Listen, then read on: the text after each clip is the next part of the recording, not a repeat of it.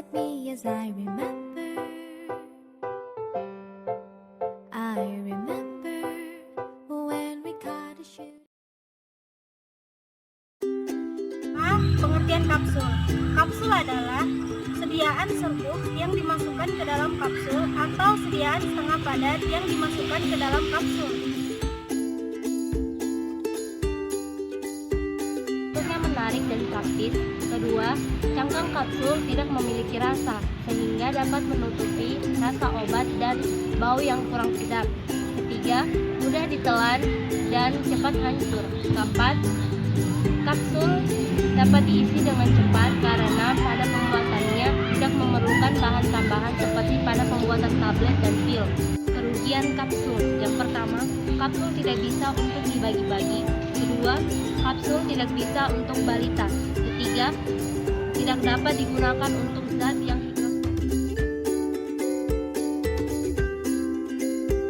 Kapsul gelatin keras. Kapsul gelatin keras merupakan kapsul yang mengandung gula, gelatin, dan air. Keuntungan dan kerugian kapsul. Pertama, keuntungannya yaitu memiliki biofabilitas yang tinggi. Yang kedua, memungkinkan untuk pelepasan yang cepat. Kerugian yang pertama yaitu harganya relatif mahal. Yang kedua, serbuk yang terlalu banyak akan menimbulkan masalah. Contoh kapsul gelatin keras yaitu kapsul tetrasiklin. Kapsul gelatin lunak merupakan kapsul yang tertutup dan diberi warna yang bermacam-macam. Perbedaan komposisi kapsul antara kapsul gelatin keras dan kapsul gelatin lunak yaitu pada kapsul gelatin keras yang mengandung gula diganti dengan plak teaser yang membuat lunak. Keuntungan dan kerugian kapsul lunak. Yang pertama, keuntungan. Yang pertama, sesuai untuk obat cair. Yang kedua, mengurangi debu dalam pembuatannya. Yang ketiga, penampilannya lebih elegan. Yang keempat, mudah ditelan.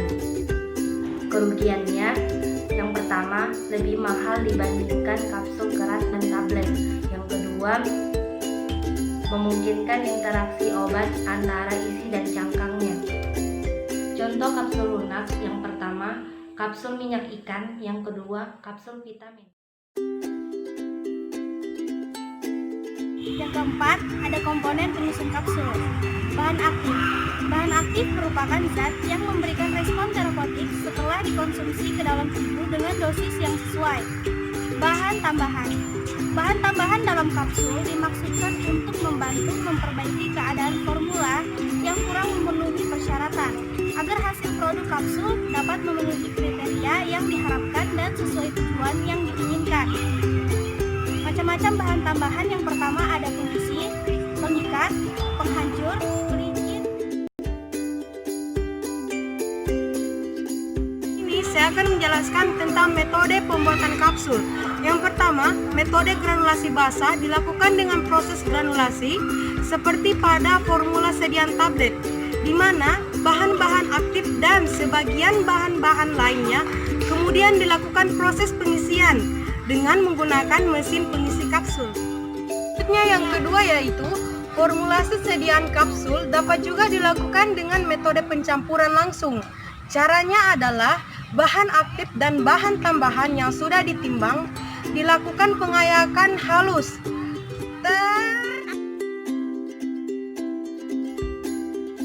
Ini saya akan menjelaskan proses pembuatan kapsul. Menurut Farmakopi Indonesia edisi 4 halaman 2, pembuatan cangkang kapsul melalui suatu proses dengan cara mencelup ke dalam larutan gelatin.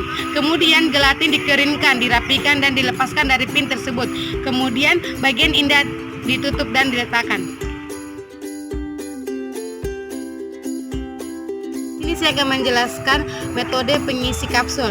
Pertama, menurut Ansel 2008, dalam pengisian kapsul di bidang farmasi biasanya digunakan metode punch, yaitu yang pertama mengambil sejumlah tertentu dari kapsul untuk diisi obat dan wadah persediaannya. Yang terakhir, bagian badan kapsul yang kosong dipegang antara jempol dan telunjuk tangan, lalu dipukul-pukul dan ditekan-tekan sampai penuh secara vertikal kepada serbuk dengan bentuk padatan tadi sehingga terisi penuh.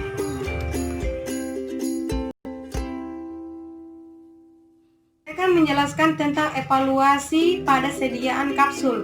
Yang pertama adalah keseragaman bobot. Dilakukan dengan menimbang 20 kapsul sekaligus dan ditimbang lagi satu persatu isi tiap kapsul. Kemudian ditimbang seluruh cangkang kosong dari 20 kapsul tersebut. Yang kedua adalah waktu hancur. Uji ini dimaksudkan untuk menetapkan kesesuaian batas waktu hancur yang tertera dalam masing-masing monografi. Yang ketiga, disolusi. Uji ini dimaksudkan untuk mengetahui seberapa banyak persentase zat aktif dalam obat yang terabsorpsi dan masuk ke dalam peredaran darah untuk memberikan efek terapi. Yang keempat, penetapan kadar. Dilakukan untuk memastikan bahwa kandungan bahan aktif yang terkandung dalam kapsul telah memenuhi persyaratan dan sesuai dengan yang tertera pada etiket. Saya menjelaskan tentang evaluasi pada sediaan kapsul. Yang pertama adalah keseragaman bobot. Dilakukan dengan menimbang 20 kapsul sekaligus dan ditimbang lagi satu persatu isi tiap kapsul. Kemudian ditimbang seluruh cangkang kosong dari 20 kapsul tersebut. Yang kedua adalah waktu hancur.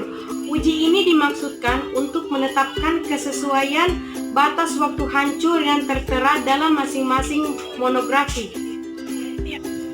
Yang ketiga, disolusi. Uji ini dimaksudkan untuk mengetahui seberapa banyak persentase zat aktif dalam obat yang terabsorpsi dan masuk ke dalam peredaran darah untuk memberikan efek terapi. Yang keempat, penetapan kadar. Dilakukan untuk memastikan bahwa kandungan bahan aktif yang terkandung dalam kapsul telah memenuhi persyaratan dan sesuai dengan yang tertera pada etiket.